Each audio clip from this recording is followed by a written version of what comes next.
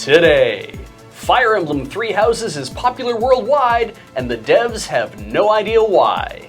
This is CheckPoint.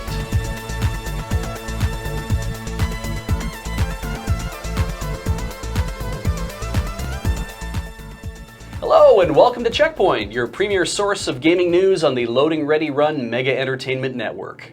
Aren't we the only source of news on the LoadingReadyRun Mega Entertainment Network? I know what I said. In recent Pokemon Go news, after years of waiting, the villainous Team Rocket has finally appeared! In the form of some randos that just kind of like hang out at various Pokestops harassing children. But anyhow, when you fight a Team Rocket Pokestop and you go against the Grunt in the trainer battle, you battle their Shadow version Pokemon, and if you defeat them, then you get an opportunity to catch a Shadowmon of your own. Shadow versions are weak and feeble, but they can be purified, which makes them stronger and gives them better moves. The only problem is that the Shadow versions look badass. They've got like glowing red eyes and an evil aura, and Pogo players are pretty committed to collecting as many Shadow variants as they can while Team Rocket sticks around. And oh sure, according to the lore, the Shadow Pokemon are all sad and in constant pain, and purifying them would bring sweet relief to their weird tiny bodies, but even Shadow Bulbasaur looks like he's about to tear Blissey a new butthole, so he's staying. Fire Emblem Three Houses is recently released for the Nintendo Switch, and it's proved an immediate worldwide hit. But if you ask the developers, they'd be stumped as to why. In a recent interview with Fire Emblem series director Toshiyuki Kusakihara, GameSpot's Edmund Trand asked Kusakihara if he had any insight into why the series has become so popular outside of Japan. Kusakihara answered, "I actually don't know why it's been so accepted by so many people all over the world," and then added, "We don't have the confidence to say, oh, as long as we keep doing this thing, then the game will be popular. There's nothing like that." Which is amazing when you think about it. Fire Emblem spent many years as a Japan-only series with a few notable English releases, and it wasn't until Awakening that the series skyrocketed in popularity in the rest of the world. Let's see if we can figure out why. It could be because tactics games like XCOM were starting to attract more players. Maybe it was because Awakening jammed in a lot of interesting side content involving character relationships and branching storylines. Hell, maybe it was because Roy and Marth showed up in Super Smash Bros. Melee and that got people curious about Fire Emblem. I'm sure there's got to be a more universal explanation than that. If I could only put my finger on it. Wolfenstein Youngblood is apparently a fun FPS with great protagonists, so that's nice. But its place in the discourse this past week involved its inclusion and or exclusion of XP booster premium currency purchases, depending on when you looked, where you played, or who you asked.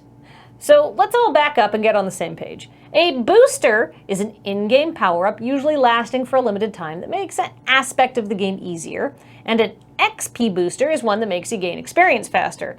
Generally speaking, premium currency XP boosters are frowned upon as they prey on a gamer's real money and put them in sort of a pay-to-win scenario.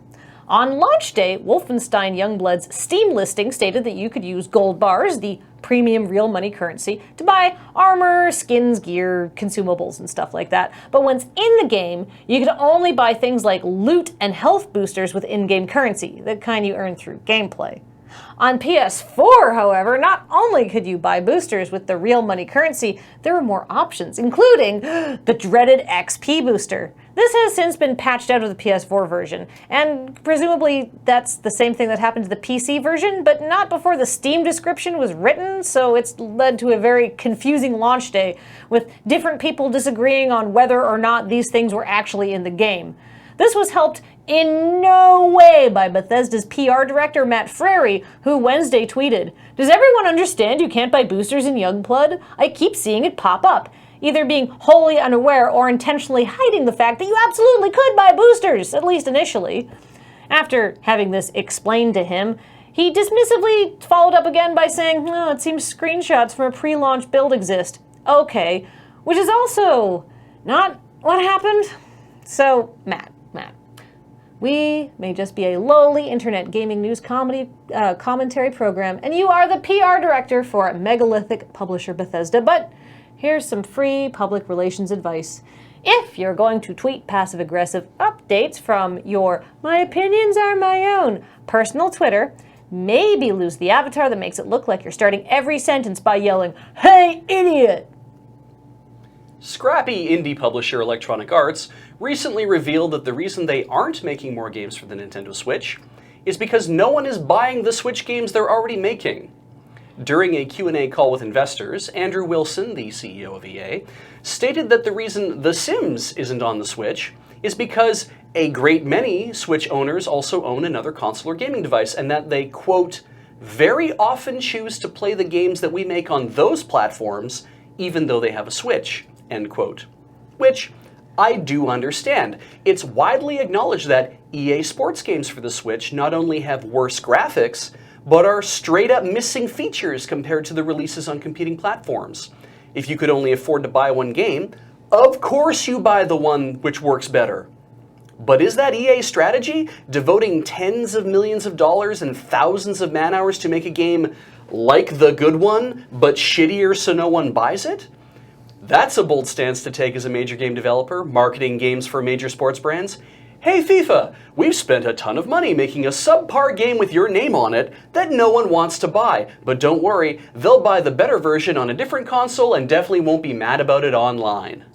Is FIFA 19 on Switch really that bad? Would you like an example by way of a tortured extended metaphor? Oh God, no. Well, you know how when you were little and you go to San or Fields or some other discount department store that isn't native to small Canadian towns, and you'd look in the toy section for something cool to buy with your allowance because you couldn't afford any of the good stuff at Sears, and you'd pull out your Snoopy wallet and buy a Tarns Morpher that kind of looks like Optimus Prime if he got strung out on special robot meth, that cheap knockoff that you'd keep in a separate box because you were ashamed of it. Now imagine paying full Transformers pricing for that shit. That's FIFA 19 for Switch? Sorry, what were we talking about?